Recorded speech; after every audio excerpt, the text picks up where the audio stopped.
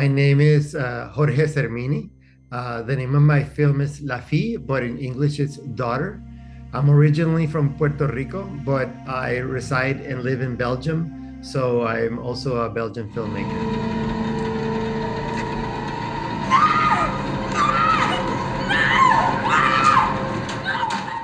Yeah, I think that family drama, and we all have it. It's always very interesting to me. Father-daughter relationships sometimes I feel are not explored as much, and sometimes the question I always had when I was working on this film is how far do you go as a parent to do something for your children, right? So, but then in this story, I take it to the extreme. Like, it's just an extreme situation what these parents are doing.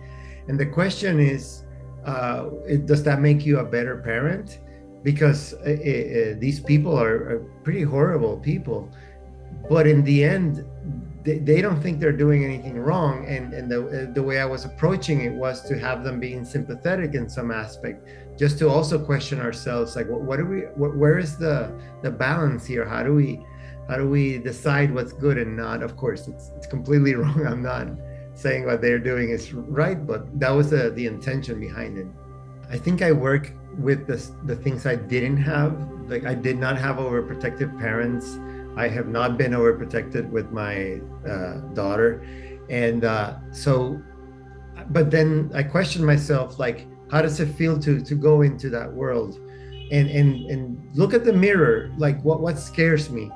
So I was like thinking, like, well, it would have been scary to have parents who didn't let me go out and play, or it would have been scary to tell my kid, you have to do this one only thing. And then I started like working with the characters first in my mind, and practicing with some actors to see what it felt like to push these characters into these situations until I got to the point where I could actually get the actual actors to work on it. And then I was always aware of like I said, like I think we make films for ourselves, I think sometimes. So I was making a film that I was touching on a subject that gets me very uncomfortable. Like, helicopter parents make me very uncomfortable. I'm more of like, just go outside and do whatever. I mean, I always joke that my mom would always say, like, just don't die, huh? Just come back for dinner. And that's it. But at the end of the day, they weren't bad parents in that sense. And I'm not saying that overprotective parents are bad either. That's not the point I'm trying to make. It's just an exploration of something that I feel like sometimes goes to the extreme. I myself sang opera for many years and did theater, so I'm what they call a director's actor director.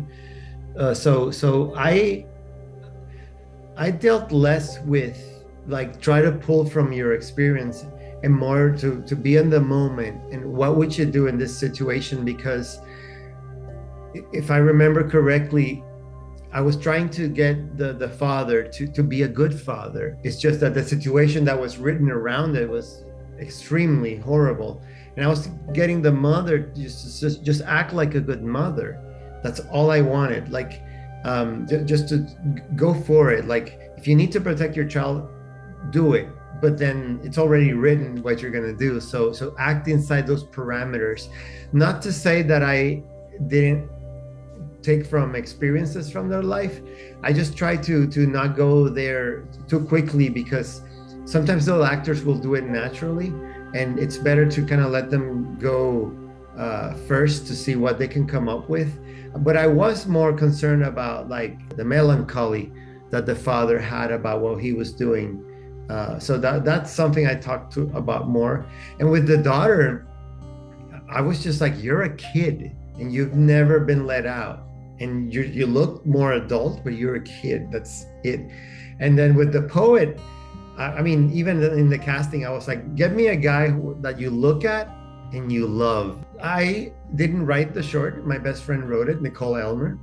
But we worked together very tightly. And we were drawing from our experience with our parents and then flipping them. But I think we all have that melancholy of like, what if my parents would have done this? What if they would have been more strict in this? Or what if they would have been more loose with this subject? Then me as a father, I also question myself, like, have I been a good father? Like I did these things and this came out well, and I did these things and they didn't come out well, and did I traumatize her? And it just comes this thing where you start questioning yourself, and then this melancholy that comes into you. And I think that's why horror is so important as a subject and as a genre, because you can just let go and say, let's take something that is normal to everyone and just slap a monster in it, and then where does it go now? I think it's a good way to have a conversation, and not to say that I don't have my own personal traumas, because we all do, but then let me work on them and let me see, let me look at the other side of the coin. I'm always looking at it like the other side of the mirror. That's probably another universe. What decisions did I make over there? Even the parents, for example, it's like what they do is very dark, in a sense. Like as an outsider, how would you see these actions? Like, would you justify them, or would you kind of? Not at all. No. They're bad people. It's just that I think the trick is to make them likable. Nobody likes Hannibal Lecter, but we can't stop watching because he's unfortunately a very interesting guy. We just, but what's next? I think that the magic trick that we do in film is to turn it on the audience and go, look at them. But no, I would be terrified if I found out one of my friends with that were those parents. Like I mean, this is something that I worked on as I was on set and in the writing. I was like, what if they're part of a cult? But I didn't go there. But it was something that I was working with. Like they're so square in what they do, but at the same time, they also know they're wrong. That I made sure of that. I mean, the ending says it. They know they're wrong. But so then there's that humanity. The horror people are extremely empathetic. I think that's why we do what we do. So the effects were done with Steven Konstanski. He's a Canadian. I don't know if you know who he is. He's the director of Frankie Frico, Psycho Gorman. He does practical effects for Star Trek, Guillermo del Toro, you name it. This guy's huge. So I got to work with him, and it was really good to work with a person who does the real 80s practical effects, but he's also a director. So I was mostly like just sitting back going, just you talk. I don't want to direct right now. I want to listen to what you have to say. So that really helped a lot. But then I had to go to his studio and we worked on the monster. And I'm an 80s kid, so I want to see the real thing. And I have nothing against CGI, but I just, I grew up with, Freddy and Aliens and all these like scary monsters. The Thing, like the original Thing, the 80s Thing. So to me, it's like that's the best magic trick, because it has to be done on camera. You have to be focused, and I have to admit that even though I was super prepared, I ran into so many problems with it, like everybody always says. So, and even Steven told me, he had never made that monster, so it was really cool to have him say that. So we had to really think about how it worked, and then after that we had a meeting on what went wrong.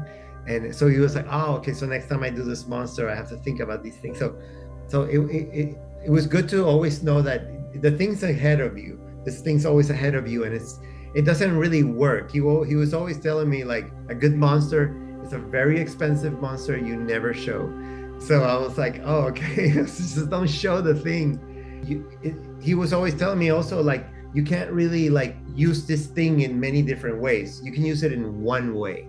So if you want to do something else, we have to make another thing. And if you want to do something, we have to make another one. So we ended up making, like, it doesn't look like that in the film, but there's like 4 or 5 different versions of the same thing on set. So we had a crew just spend a whole day on that.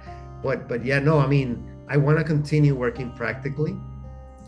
I think if anything, I will enhance with CGI things, to hide wires or stuff like that, which I didn't have on mine. But yeah, I want to keep working practical. I think the new audience coming out really likes it because technology is much better now. We can do much more stuff. So I just think, for me, I think it just let go and just go with it, because it's a very tense experience, and I was going for tension the whole time. I think I like tense films, so that's where I'm heading to, and it's a labor of love, and a lot of people worked in it, and a lot of thought went in.